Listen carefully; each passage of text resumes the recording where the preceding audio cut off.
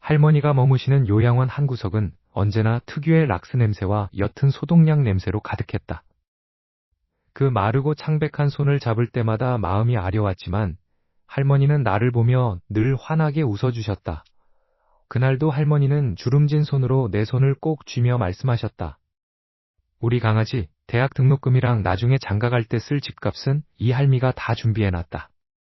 걱정하지 말고 네 꿈만 펼치면 돼. 알았지? 할머니의 거친 손등에서 느껴지는 온기와 그 진심 어린 목소리는 내게 커다란 위로이자 버팀목이었다. 할머니는 자식들에게 치여 살면서도 오직 손자인 나만을 위해 평생 모은 재산을 따로 챙겨두셨다고 몇 번이나 강조하셨다.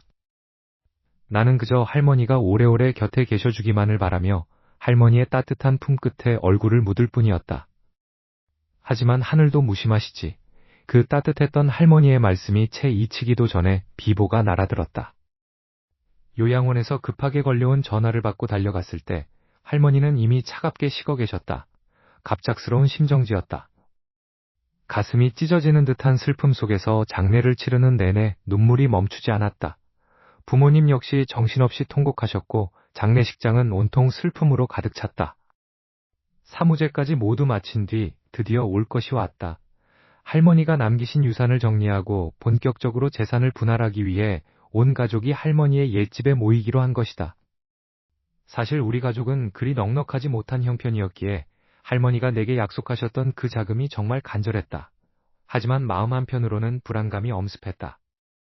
큰아버지인 엄태수는 평소에도 탐욕스럽기로 유명한 사람이었다. 매사 치밀하고 계산적이며 사업을 한다는 핑계로 우리 가족을 은근히 무시하고 아랫사람 대하듯 해왔다. 할머니가 살아계실 때는 요양원 병원비 한 푼 제대로 내지 않던 사람이 재산 이야기가 나오자마자 가장 먼저 목소리를 높였다. 거실에 무거운 정적이 흐르고 있었다. 아버지는 슬픔이 가시지 않은 얼굴로 고개를 숙이고 계셨고 어머니는 불안한 듯 내 손을 꼭 잡았다. 나는 침착함을 유지하려 했으며 큰아버지의 움직임을 주시했다. 분위기가 가라앉자 엄태수 큰아버지는 헛기침을 크게 한번 하더니 양복 안주머니에 손을 넣었다.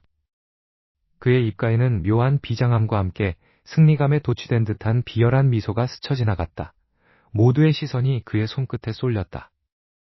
엄태수 큰아버지는 품에서 두툼한 서류 봉투 하나를 천천히 꺼내어 거실 유리 테이블 위에 툭 던지듯 올려놓았다. 서류의 맨 앞장에는 선명하고 붉은 도장이 찍혀 있었다. 공증을 마쳤다는 표시였다. 당황한 아버지가 형님 이게 다 뭡니까 하고 묻자 큰아버지는 거만한 자세로 등받이에 몸을 기대며 차가운 목소리로 말했다. 보면 모르냐? 이건 어머니께서 생전에 변호사를 대동해서 작성하신 공증유언장이다.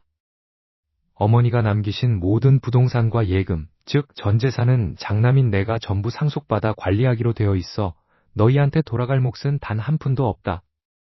그 순간 방 안의 공기가 얼어붙었고 내 머릿속은 하얗게 변해버렸다.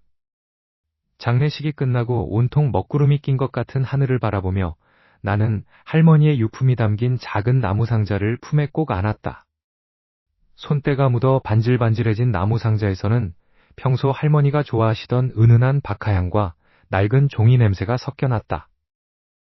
이 작은 상자가 내가 세상에서 가장 사랑했던 할머니가 남기신 유일한 흔적이라는 사실이 도무지 믿기지 않았다. 집으로 돌아와 내 방 침대에 걸터 앉아 떨리는 손으로 유품 상자를 열었다. 그 안에는 할머니가 아끼시던 돋보기 안경, 빛바랜 가족사진 몇 장, 그리고 낡은 서류 봉투 한 장이 들어있었다. 설마 하는 마음으로 봉투를 열어 종이를 꺼낸 순간 나는 내 눈을 의심할 수밖에 없었다. 삐뚤삐뚤하지만 정갈한 할머니의 글씨로 적힌 유언장이었다. 그러나 그 내용은 내 심장을 얼어붙게 만들었다. 모든 유산은 장남 엄태수에게 상속한다. 머리를 강하게 얻어맞은 것 같은 충격에 숨이 턱 막혔다. 병원에서 내 손을 꼭 잡고 우리 강아지 대학 등록금이랑 집 살 돈은 이 할미가 다 준비해놨다라며 따뜻하게 미소 짓던 할머니의 목소리가 아직도 귀에 생생한데 이게 대체 어떻게 된 일일까? 탐욕스럽고 치밀한 큰아버지는 평소에도 우리 가족을 은근히 무시하며 할머니의 재산에만 온 신경을 곤두세우고 있었다. 할머니가 돌아가시자마자 기다렸다는 듯이 이런 유언장이 나타나다니 도저히 납득할 수 없는 의문이 꼬리를 물었다. 가슴속에서 깊은 슬픔과 함께 뜨거운 분노가 치밀어 올랐다. 정신을 차려야 했다.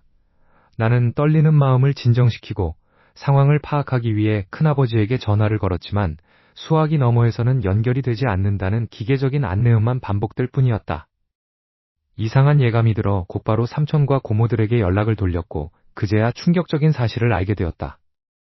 내가 할머니의 마지막 흔적을 안고 피눈물을 흘리며 슬퍼하고 있던 바로 그 시각에 큰아버지 엄태수는 이미 다른 친척들을 소집해 비밀리에 가족회의를 열고 있었던 것이다.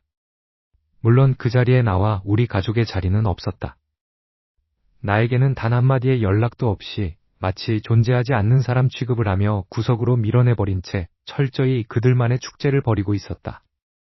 큰아버지의 그 주도 면밀하고 잔인한 행동에 온몸의 피가 거꾸로 솟는 것 같았다. 하지만 이것은 시작에 불과했다. 불과 며칠 뒤, 나는 상상조차 하지 못했던 기가 막힌 소식을 전해 듣고 그 자리에서 그대로 얼어붙고 말았다.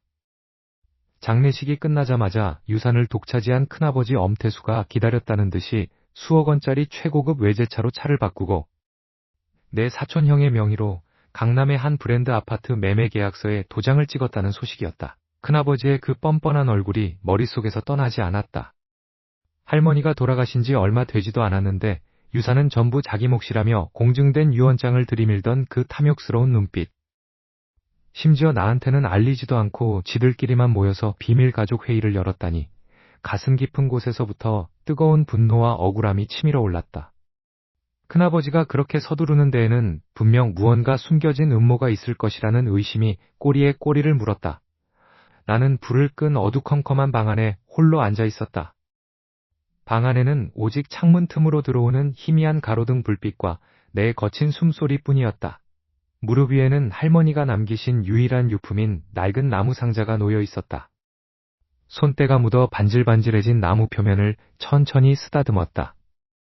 할머니의 따뜻했던 손길이 요양원에서 내 손을 꼭 잡으며 우리 강아지 대학 등록금이랑 집살돈은 이 할미가 다 준비해놨다라고 속삭이시던 목소리가 귓가에 맴돌았다. 절대 이렇게 허무하게 전부 큰아버지에게 넘어갈 리가 없었다. 억울함과 슬픔에 눈물이 울컥 쏟아질 것 같았다. 감정을 추스르며 무심코 나무 상자를 뒤집어 바닥을 만져보았을 때였다. 손가락 끝에 아주 미세하고 이질적인 감각이 걸렸다. 상자 바닥의 모서리 한쪽, 정교하게 짜맞춘 나무 이음새 사이에 아주 미세한 틈새가 벌어져 있었다. 그냥 오래되어서 나무가 비틀어진 건가 싶었지만 손톱으로 긁어보니 무언가 안쪽으로 얇은 공간이 더 있는 듯한 둔탁한 소리가 났다. 심장이 갑자기 쿵쾅거리며 빠르게 뛰기 시작했다. 직감이 속삭였다. 여기에 무언가 있다. 나는 자리에서 일어나 부엌으로 달려갔다. 과도 한 자루를 챙겨와 다시 방으로 돌아왔다. 손이 미세하게 떨렸다. 칼날의 뾰족한 끝을 그 작은 틈새에 조심스럽게 밀어넣었다. 지그시 힘을 주자 툭 하는 소리와 함께 나무 바닥의 한 면이 위로 살짝 들려 올려졌다. 단순한 바닥이 아니라 이중으로 만들어진 비밀 서랍이었던 것이다. 숨을 죽인 채 들려진 나무판을 완전히 드러냈다. 그 좁고 어두운 공간 안에는 작은 종이 뭉치와 검은색 USB 메모리 하나가 나란히 놓여 있었다. 침을 꼴깍 삼키며 먼저 손에 잡힌 종이 뭉치를 꺼내 천천히 펼쳤다. 거칠고 삐뚤빼뚤하지만 한눈에 알아볼 수 있는 할머니의 친필 글씨였다. 그것은 큰아버지가 가지고 있던 번듯한 공증유언장과는 비교도 되지 않을 정도로 날것에, 하지만 할머니의 진심이 담긴 진짜 친필 유언장이었다. 종이가 바스라질세라 조심스럽게 떨리는 눈으로 내용을 읽어내려갔다. 그리고 맨 아래 적힌 날짜를 확인한 순간 나는 온몸의 피가 그대로 얼어붙는 것만 같은 거대한 충격에 휩싸였다. 할머니가 직접 쓰고 서명하신 이 유언장에 적힌 날짜는 큰아버지가 대단한 무기라도 되는 양 당당하게 들이밀었던 그 법적 공증 유언장의 작성일보다 무려 석 달이나 더 뒤의 날짜였다. 손이 미세하게 떨렸다. 책상 스탠드 불빛 아래로 드러난 비밀 공간에서 나온 것은 다름 아닌 낡은 USB 하나와 할머니가 직접 쓰신 친필 유언장이었다. 가슴이 터질 것처럼 쿵쾅거리기 시작했다. 큰아버지 엄태수가 그렇게 서둘러 집안 모임을 소집하고 할머니의 모든 재산이 자신에게 상속된다는 공증유언장을 들이밀었을 때부터 뭔가 이상하다고 생각했었다. 평소에 할머니가 나를 붙잡고 우리 강아지 대학 등록금이랑 나중에 살집 마련할 돈은 이 할미가 다 준비해놨다며 다정하게 웃으시던 모습이 눈에 선한데 모든 재산이 큰아버지에게 간다니 말도 안 되는 소리였다. 나는 서둘러 노트북을 켜고 USB를 포트에 꽂았다. 마우스 커서가 움직이는 짧은 몇 초가 마치 몇 년처럼 길게 느껴졌다. 틱 하는 소리와 함께 화면에 폴더 하나가 나타났다. 그 안에는 할머니의 은행 계좌 내역들을 정리한 엑셀 파일과 몇 개의 문서 파일이 들어있었다. 숨을 죽인 채 가장 최근 날짜로 저장된 금융거래 내역 파일을 더블 클릭했다.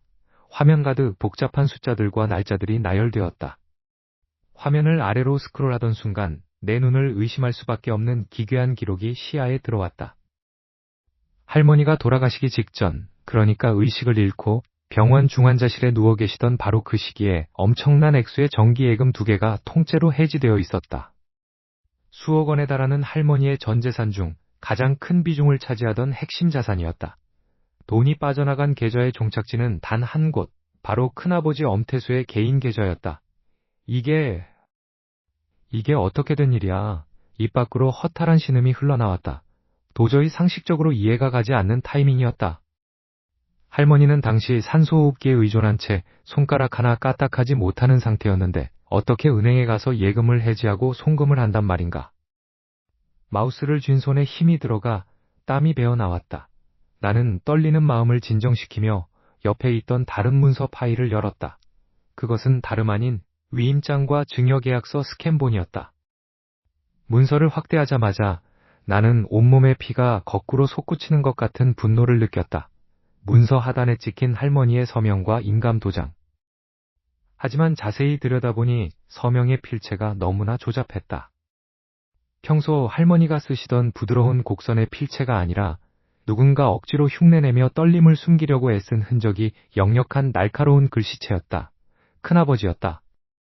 엄태수, 그 인간이 할머니가 병상에서 사경을 헤매고 계실 때 혼자 몰래 인감도장을 훔쳐내어 서류를 위조한 것이 분명했다. 돈에 눈이 멀어 동생 가족은 철저히 무시하고 평생 고생만 하신 어머니가 눈을 감기도 전에 재산을 빼돌릴 궁리만 했다니. 인간의 탈을 쓰고 어떻게 이런 짓을 저지를 수 있는지 믿기지 않았다. 차분하게 이성적으로 대처해야 한다고 스스로 주문을 걸었지만 가슴속에서 치밀어 오르는 뜨거운 분노는 쉽게 가라앉지 않았다. 할머니가 그 차가운 병실에서 얼마나 억울하고 외로우셨을지 생각하면 눈물이 앞을 가렸다.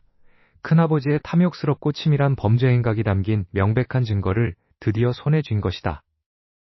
하지만 내 손가락이 마우스 위를 내리다 또 다른 파일을 발견했을 때 내 심장은 순간적으로 덜컥 내려앉았다. 화면 가장 아래쪽에 숨겨져 있듯 위치한 파일 확장자는 MP3, 즉 음성 녹음 파일이었다.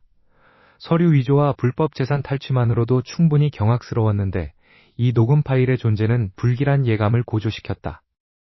나는 마른 침을 한번 삼키고 이어폰을 귀에 꽂은 채 마우스를 움직여 그 음성 파일을 클릭했다. 하지만 그 파일에 담긴 내용은 내가 방금 확인한 불법 재산 상속이라는 충격 따위는 가볍게 비웃을 정도로 훨씬 더 잔인하고 끔찍한 대화가 담긴 지옥의 문이었다. 심장이 터질 것처럼 쿵쾅거렸다. USB 속 파일들을 확인한 순간 내 머릿속은 분노와 배신감으로 하얗게 타버렸다. 할머니가 병상에서 외롭게 숨을 거두어가던 그 순간에도 큰아버지 엄태수는 오직 돈에 눈이 멀어 할머니의 손가락을 움직이고 도장을 훔쳐 찍고 있었던 것이다. 나는 손에 든 서류 봉투를 꽉 쥐었다. 종이가 구겨지는 소리가 날카롭게 방안을 울렸다. 더 이상 지체할 시간이 없었다. 나는 곧장 외투를 챙겨 입고 큰아버지의 집으로 향했다. 벨을 누르자 잠시 후 문이 열렸고 거실 한가운데에 아주 여유로운 자세로 앉아 차를 마시고 있는 큰아버지 엄태수의 모습이 보였다. 그는 내가 숨을 헐떡이며 거실로 들어서는데도 눈길조차 제대로 주지 않았다. 그저 찻잔을 내려놓으며 특유의 비열하고 거만한 미소를 지을 뿐이었다. 어라, 우리 조카님 아니냐? 연락도 없이 이 밤중에 무슨 일로 여기까지 찾아왔어? 할머니 장례식 끝나고 마음 정리나 할 것이지 왜 이렇게 혈색이 안 좋아 보여? 그의 목소리는 지나칠 정도로 평온해서 오히려 소름이 돋았다. 나는 가슴속에서 끓어오르는 분노를 간신히 억누르며 가져온 서류들을 거실 테이블 위에 탁 소리가 나게 내던졌다. 큰아버지, 이게 다 뭐예요? 할머니 돌아가시기 직전에 병원에 계실 때 할머니 명의의 비과세 적금이랑 예금 계좌에서 수억 원이 넘는 돈이 한꺼번에 빠져나갔더라고요. 그리고 할머니가 남기신 자필 유서가 따로 있다는 걸 제가 모를 줄 아셨습니까? 왜 할머니 재산을 마음대로 빼돌리고 유서까지 조작하신 건지 똑바로 말씀해 주세요. 내 목소리는 떨렸지만 분명했다. 내 눈을 똑바로 쳐다보는 내내 큰아버지의 얼굴에서는 당황한 기색을 전혀 찾아볼 수 없었다. 오히려 그는 콧방귀를 끼더니 테이블 위에 놓인 서류들을 대충 훑어보고는 소리내어 웃기 시작했다. 그 웃음소리가 내 귀를 찔렀다. 하하하, 야 엄태수 조카 녀석아. 네가 어디서 뭘 대단한 걸 알아가지고 온 모양인데 아주 귀여워서 봐줄 수가 없구나. 피도 안 마른 어린 놈이 뭘 안다고 감히 어른 앞에서 대드니 네가 가져온 이깟 종이 쪼가리가 무슨 법적 효력이라도 있을 것 같아?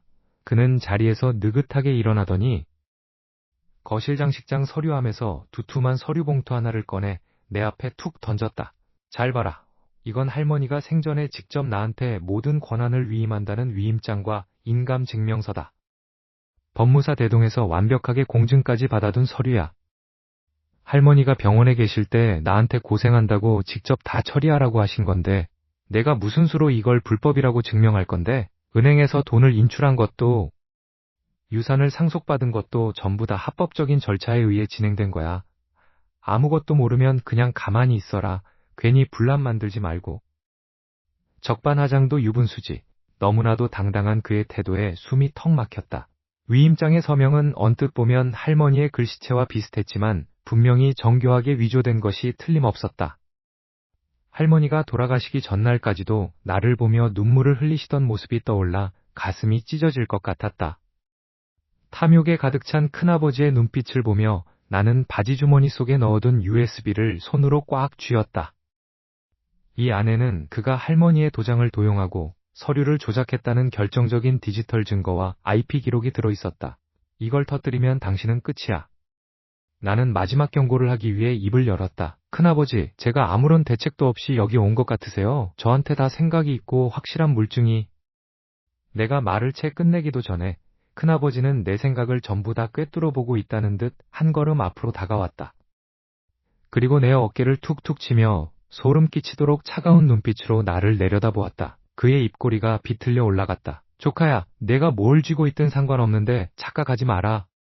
너 지금 착한 내 아버지는 왜 잠잠한지 궁금하지도 않냐? 내가 이 일을 혼자 다 꾸몄을 거라고 생각해? 진짜로. 나 혼자서만 감당할 일이라고 믿는 건 아니겠지? 엄태수의 비열한 웃음소리가 아직도 귓가에 쟁쟁하게 맴도는 것 같았다. 완벽하게 준비했다는 듯이 내밀던 그 뻔뻔한 서류들, 그리고 나를 하찮은 어린아이 취급하며 비웃던 그 잔인한 눈빛. 온몸이 분노로 부르르 떨렸지만 나는 간신히 이성을 붙잡고 집으로 돌아와 다시 책상 앞에 앉았다. 내 손에는 아직 확인하지 못한 USB 속의 마지막 오디오 파일이 쥐어져 있었다. 손끝이 차갑게 얼어붙는 것 같았지만 나는 마우스를 쥐고 떨리는 손으로 파일의 재생 버튼을 더블 클릭했다. 화면의 재생바가 움직이기 시작하고 잠시 동안의 지직거리는 소음 끝에 스피커를 통해 흘러나온 것은 너무나도 그리운, 하지만 심하게 갈라지고 약해진 할머니의 목소리였다. 태수야, 네가 어떻게 나한테 이럴 수가 있냐? 할머니의 목소리는 흐느낌으로 가득 차 있었다. 병실의 차가운 공기와 기계음이 배경으로 깔린 가운데 할머니는 분명히 울고 계셨다. 하지만 정신만은 그 어느 때보다 또렷해 보였다. 나는 숨을 죽인 채 스피커 바짝 귀를 가져다 댔다. 내가 너를 어떻게 키웠는데 이 늙고 병든 서러운 할미를 협박해? 내가 정녕 인간이더냐? 내가 그 공증 서류에 도장을 안 찍으면 내 병원비를 끊어버리겠다고? 나를 이 차가운 병실에서 그냥 죽게 내버려 두겠다고 내 입으로 그렇게 말했지? 할머니의 절규에 가까운 목소리가 방 안을 가득 채웠다. 가슴이 찢어질 것만 같았다. 큰아버지 엄태수는 할머니의 마지막 순간을 인질로 잡고 흔들었던 것이다. 병원비와 치료비를 무기로 삼아 거동조차 못하던 할머니에게 강제로 첫 번째 공증유언장에 지장을 찍게 만들었다는 사실이 할머니의 생생한 음성을 통해 폭로되고 있었다. 내 전 재산을 너한테 다 넘긴다는 그 거짓 서류. 내가 찍은 게 아니다. 내가 내 손가락을 억지로 쥐고 누른 것이지. 내 손자, 불쌍한 내 새끼한테 줄 것까지 내가 다 빼앗아 가다니 천벌을 받을 놈. 할머니는 울부짖고 계셨다. 얼마나 무섭고 억울하셨을까. 의지할 곳 없는 병실에서 가장 믿었던 큰아들에게 그런 협박을 당했을 때의 배신감과 공포가 오디오 파일을 통해 내 온몸으로 고스란히 전해졌다. 눈물이 왈칵 쏟아져 시야를 가렸고 나는 주먹을 너무 세게 쥐어 손톱이 살을 파고들 정도였다. 엄태수, 그 인간은 사람이 아니었다. 악마였다. 당장이라도 그를 찾아가 멱살을 잡고 세상에 이 추악한 짓을 다 까발리고 싶었다. 그런데 그 순간 지직거리는 소음 사이로 할머니의 울음소리를 끊고 들어오는 또 다른 목소리가 있었다. 아주 익숙하고 결코 이 음성 파일에서 들려서는 안 되는 사람의 목소리였다. 형님, 고집 센 노인네니까 대충 얼러서 빨리 지장 찍게 하세요. 시간 지체하다가 간호사라도 들어오면 우리 둘 다 끝장입니다. 서류는 제가 알아서 완벽하게 처리해 둘 테니까 걱정 마시고요. 그 목소리가 고요한 방 안에 울려 퍼지는 순간 내 심장은 그대로 멎어버리는 것 같았다. 엄태수의 뒤를 봐주며 법적 서류를 완벽하게 조작하고 할머니를 벼랑 끝으로 몰아세운 진짜 공범. 내 가까운 친척 중 한 명인 그의 목소리가 들려온 순간 나는 깊은 절망과 충격 속으로 추락했다. 할머니의 떨리는 목소리가 담긴 녹음 파일을 듣고 난 후 내 손은 분노로 덜덜 떨렸다. 병상에 누워 계신 할머니를 협박해 지장을 찍게 만들었다니. 엄태수 큰아버지는 인간이 아니라 괴물이었다. 나는 이 더러운 진실을 친척들에게 전부 폭로하고 할머니의 억울함을 풀어드려야겠다고 다결심했다. 다음 날 아침 일찍 나는 녹음 파일이 든 USB와 할머니의 진짜 친필 유언장을 챙겨 들고 친척들이 모여있는 고모네 집으로 향했다. 당당하게 문을 열고 들어가 모든 진실을 밝힐 생각이었다. 하지만 고모네 집 거실 문을 열었을 때 분위기는 내가 예상했던 것과 완전히 딴판이었다.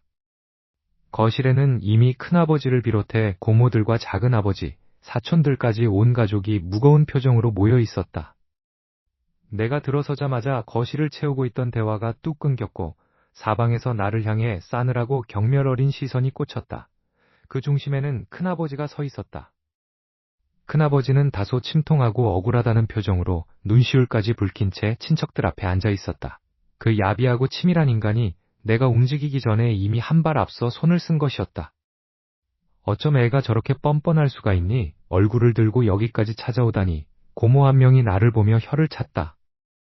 상황이 이상하게 돌아가고 있음을 직감한 나는 침을 꿀꺽 삼키며 물었다. 다들 왜 그러세요? 제가 오늘 여러분께 꼭 보여드리고 들려드릴 게 있어서 왔습니다. 큰아버지가 할머니한테 무슨 짓을 했는지 그 주둥이 당장 못 닥치겠냐? 작은아버지가 버럭 소리를 지르며 자리에서 일어났다.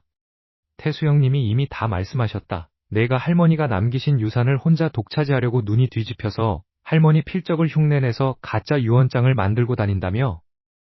그것도 모자라 큰아버지가 돈을 빼돌렸다는 둥, 할머니를 협박했다는 둥 말도 안 되는 유언비어를 퍼뜨리고 다닌다고 나는 귀를 의심했다.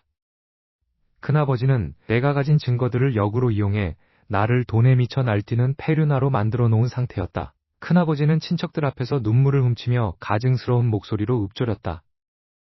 내가 다른 건 몰라도 내 동생 자식한테 그런 모함까지 받을 줄은 몰랐다. 어머니 병원비며 요양원비 된 게 누구인데. 저놈이 어머니가 남기신 작은 상자 하나를 훔쳐가더니 그때부터 눈이 돌아가서 집안 어른을 사기꾼으로 몰아세우는구나. 내가 못나서 조카한테 이런 수모를 당한다. 큰아버지, 거짓말 좀 그만하세요. 여기 할머니 목소리가 담긴 녹음 파일이 있어요. 똑똑히 들어보시라고요. 나는 억울함에 목이 메어 USB를 치켜들었다. 하지만 고모들은 내 손에 든 USB를 쳐다보지도 않았다. 요즘 세상에 인공지능이니 뭐니 해서 목소리 조작하는 게 일도 아니라는데 어디서 감히 어른을 협박하려고 들어? 할머니가 살아생전에 장손인 태수 형님한테 재산을 다 물려주겠다고 공증까지 마친 유서가 엄연히 존재하는데 내가 감히 어디서 가짜 서류를 들이밀어. 가짜가 아니에요. 진짜 할머니가 쓰신. 시끄럽다. 더 이상 내 녀석의 추악한 변명 따위는 듣고 싶지도 않다. 큰아버지가 갑자기 표정을 싹 바꾸며 차가운 눈빛으로 나를 내려다보았다. 가족의 정을 생각해서 조용히 넘어가려고 했더니 안 되겠구나. 집안에 화근을 키울 수는 없지. 오늘 이 자리에 모인 가족들 앞에서 엄숙히 선언하겠다. 유산을 탐내 어른을 모함하고 집안을 풍비박산 내려고 한 이 불효막심한 놈을 우리 가문에서 완전히 제해버리겠다. 할머니가 남기신 유산의 유자도 꺼내지 못하도록. 상속권 박탈은 물론이고 법적으로 내 놈이 할머니의 재산이나 유품에 절대 손도 대지 못하게 접근 금지 처분과 모든 법적 권리를 박탈하는 절차를 밟겠다. 다들 동의하시지요? 친척들은 약속이나 한 듯 고개를 끄덕이며 나를 향해 맹비난을 퍼부었다. 당장 이 집에서 나가라. 다신 우리 눈앞에 나타나지도 마. 사방에서 날아오는 고함과 멸시 속에서 나는 철저히 고립되었다. 진실을 밝히러 왔던 나는 순식간에 할머니의 재산을 노리고 범죄를 저지른 희대의 불효자식이 되어 가문에서 쫓겨날 위기에 처했다. 큰아버지의 치밀한 덫에 걸려 모든 권리를 빼앗기기 직전의 절망감이 나를 짓눌렀다. 큰아버지가 친척들 사이에 퍼뜨린 추잡한 소문 때문에 내 명예는 바닥으로 떨어졌다. 사방에서 날카로운 비난의 시선이 꽂혔지만 나는 변명하지 않았다. 억울함에 눈물을 흘리는 대신 입술을 깨물며 조용히 법적 절차를 밟아나갔다. 큰아버지 엄태수가 아무리 치밀하고 탐욕스러운 인간이라 해도 진실까지 위조할 수는 없는 법이었다. 나는 변호사를 찾아가 할머니가 남기신 진짜 자필 유언장과 유당증서, 그리고 그 안에 담긴 녹음 파일의 법적 효력을 검토받았다. 모든 서류가 완벽하게 준비되었을 때 드디어 공식적인 유언장 낭독일이 다가왔다. 서초동의 한 삼엄한 법무법인 사무실. 문을 열고 들어서자 큰아버지 엄태수와 그를 따르는 친척들이 이미 자리를 잡고 앉아 있었다. 내가 들어서자 방 안의 공기가 순식간에 얼어붙었다. 큰아버지는 미간을 잔뜩 찌푸린 채 불쾌하다는 듯 나를 흘겨보았다. 여기가 어디라고 감히 발을 들이밀어? 할머니 재산에 눈이 멀어서 유언장까지 위조한 불효자 자식이 무슨 낯짝으로 여길 와? 큰아버지는 주변 친척들이 들으라는 듯 큰 소리로 나를 몰아세웠다. 주변에 앉아있던 고모와 작은아버지들도 나를 벌레 보듯 바라보며 수군거렸다. 횡령과 협박을 일삼은 범죄자가 오히려 당당하게 호통을 치는 꼴이라니 기가 막혔다. 심장이 거세게 뛰었지만 나는 겉으로 철저하게 침착함을 유지했다. 차분하게 걸어가 큰아버지의 정면에 자리를 잡고 앉았다. 내 눈빛에 서린 단호함 때문이었을까? 큰아버지는 순간적으로 당황한 기색을 내비쳤다. 비키지 못해? 당장 경찰을 부르기 전에 나가지 못할까? 경찰은 제가 불러야죠, 큰아버지. 나는 가방에서 서류 뭉치와 함께 할머니의 비밀 상자에서 나온 USB를 꺼내 탁자 한가운데에 툭 던졌다.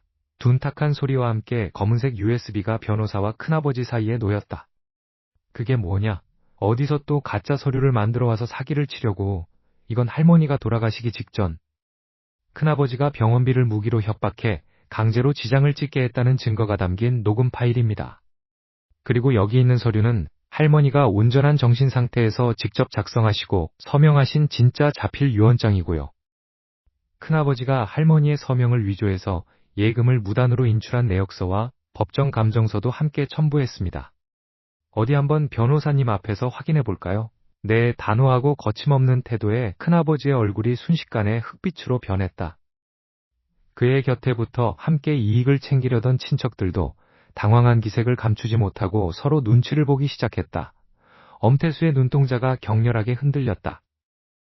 늘 아랫사람 대하듯 나를 무시하던 그 거만한 태도는 온데간데 없고 마른 침을 삼키는 목구멍의 움직임만이 방 안의 정적 속에서 도드라졌다. 담당 변호사는 엄숙한 표정으로 내가 제출한 서류들을 하나하나 검토하기 시작했다. 서류가 넘어가는 바스락거리는 소리가 들릴 때마다 큰아버지의 이마에는 식은땀이 흘러내렸다. 손가락을 초조하게 까닥이는 모습이 그의 불안감을 고스란히 보여주었다. 변호사는 신중하게 유언장의 대조 작업을 마친 뒤 마침내 안경을 고쳤으며 입을 열었다. 본 변호인이 확인한 결과 손자분이 제출하신 자필 유언장과 녹음 파일의 신빙성이 매우 높습니다. 따라서 기존에 공증된 유언장은 강압에 의한 것으로 판단될 여지가 많으므로 이 최종 자필 유언장의 법적 효력을 변호사의 말이 채 끝나기도 전이었다. 사색이 되어 있던 큰아버지가 갑자기 음산한 미소를 지으며 옆에 서 있던 자신의 수행원에게 고개를 끄덕였다. 수행원은 기다렸다는 듯 가방에서 두꺼운 서류 한 장을 꺼내 변호사의 탁자 위에 탁 소리가 나게 올려놓았다. 하하하, 조카야. 네가 제법 머리를 썼다만 하늘이 누구 편인지 아직도 모르겠느냐? 큰아버지가 비열하게 웃으며 소리쳤다.